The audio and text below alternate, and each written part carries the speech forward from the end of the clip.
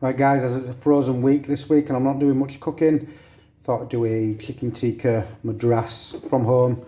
It's not takeaway style, this is kind of a traditional style. There's no base gravy involved. So we've got some ghee, we've got garlic and ginger paste, some chilli paste, some coriander stalks and a bit of coriander leaf. Got some fresh coriander, we've got some tomato passata. In there I've got my spices, so I've got coriander, cumin, Kashmiri chili powder, turmeric, garam masala, salt, pepper, kasuri methi, and then I've got some tomato puree, some lime and some tamarind, and I think that goes really nice in a madras. So let's crack on.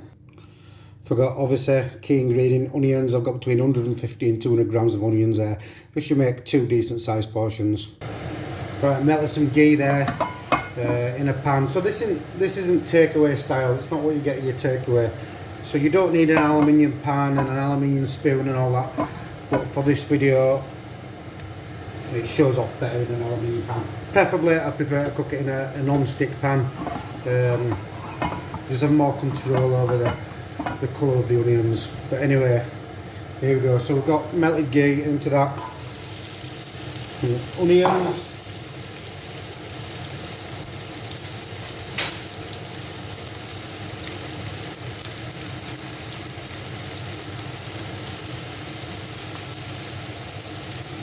We've got around 200 grams of onions there, maybe a little bit less. And we're just going to brown them off.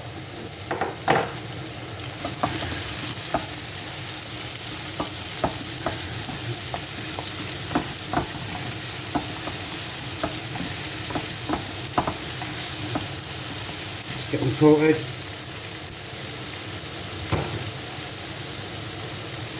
Right, to that I'm adding a touch of salt just to help them brown off, release the moisture. Not much because I've got salt in the spice mix.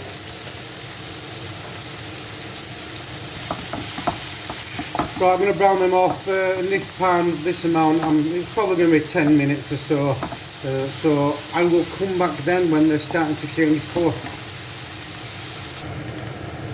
Right, whilst that's browning off, this is my chicken tikka. This is marinating. Very simple marinade for this one, so I'm just going to grill it off home. Basically, I haven't used any yogurt. I've cut the chicken breasts, put quite a lot of lemon juice on there, and then some tandoori masala, some cumin, coriander, Kashmiri chili powder, a bit of mint, some kasuri methi, paprika, turmeric. Just give it all a mix, and I'm letting that marinade. It's been marinating for a good hour or so, and I'm letting it come to a nice room temperature before grilling it, and that keeps your chicken nice and moist. Right, these onions are starting to wilt down, so in a little bit I will turn the temperature down because I've got a tendency to let these burn when I'm cooking such small portions. As you know, I hardly cook small portions anymore, so I'll just keep a close eye on it. We'll come back in a few minutes. My spice mix for the amount I'm doing here, I've got around 3/4 teaspoon of coriander powder, 3/4 to a teaspoon of Kashmiri chili powder, half a teaspoon of garam masala, half a teaspoon of turmeric, half a teaspoon of cumin, and I've got 1.5 tablespoons of madras powder. This is my own powder. I've got some chili powder in there, but I'm going to use some chili paste and chili flakes as well. A touch of kasuri methi, and that's a nice madras mix. As you can see, the onions are starting to brown. I've turned the temperature down, and that's the problem with an aluminium pan. When you just try to brown onions, rather than just fry them and make them crispy, you're best off in a different type of pan for this. But I don't want them cooked too quick, I want them to come soft and sweet. So I've turned the temperature right down, prolong the cooking process, see if I can get them nice and deep brown without going crispy, and then I will add the garlic and ginger paste with some coriander stalks. I just added a touch of water to that because they were browning just too quick for me. I need them to be nice and soft, so I've added a touch of water. Temperature's nice and low. They're going to sweat down, and when they're a bit softer I'll turn the temperature back up, get a nice colour on them. But you can see they're turning nice and brown. They're a bit quite soft, so in goes the next ingredients. To that I'm adding my garlic and ginger paste, some red chilli paste, some coriander stalks, and just cook that out. And I help brown the onions a little bit as well. There we go. Right, all of a sudden smells amazing. So again, I'm going to turn the temperature down and make sure that's cooked out properly.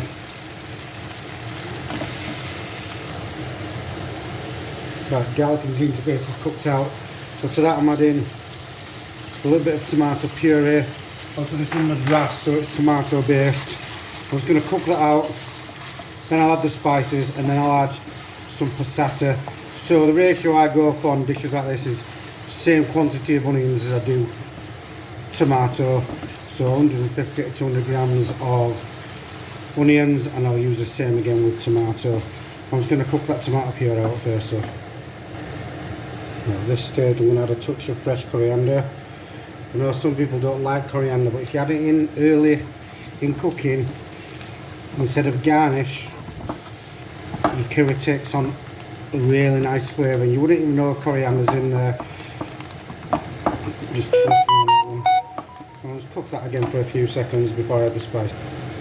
Right, spices going in. Temperature's getting turned down again a little bit, so don't want the spices to burn. I'll cook them out. You might need some moisture in there so they don't burn, so I'll just put a touch of water in there.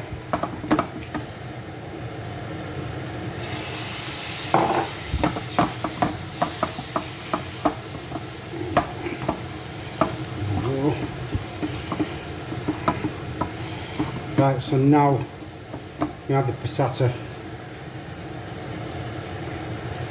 So around 200 grams. There we go. Mix that in.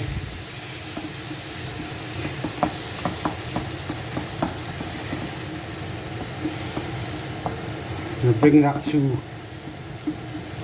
boil, then turn it right down and let the tomato flavour cook out, so it gets rid of that some of that acidic flavour, and you'll see all the oil come to the top. There you go. You can see it's coming together nicely. Forgot to say, in my spice mix I have some chicken stock powder in there. So to this now, I'm just going to add some water and really let it cook down, let the flavours come through.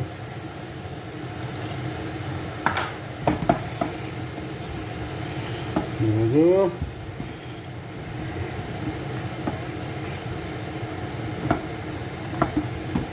Right, come back in probably 5-10 minutes.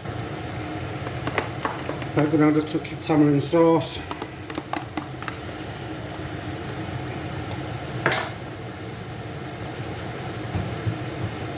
And if I've got some, yes I have,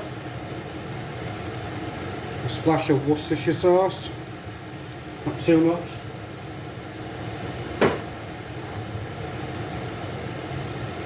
And a tiny bit of honey. Mix it in.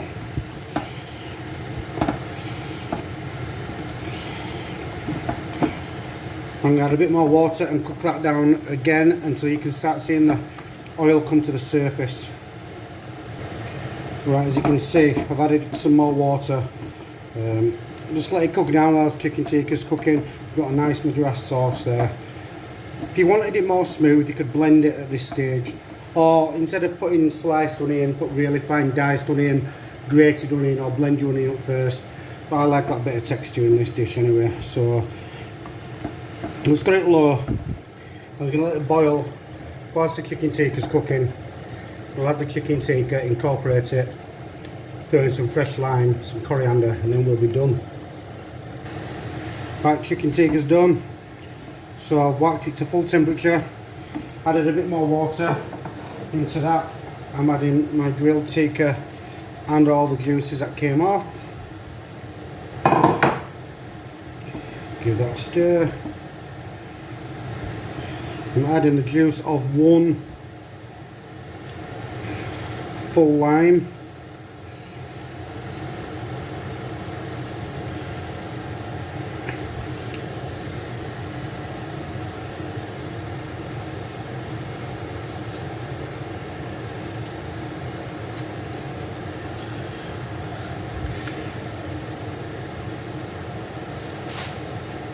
just let it come to a boil again.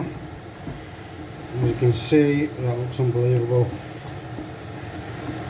I've kept adding a bit of water to make sure it stays saucy and everything's cooked through. So I just needed that to cook down a little bit more. So the temperature's on full blast. So I'll come back in probably under 2 minutes.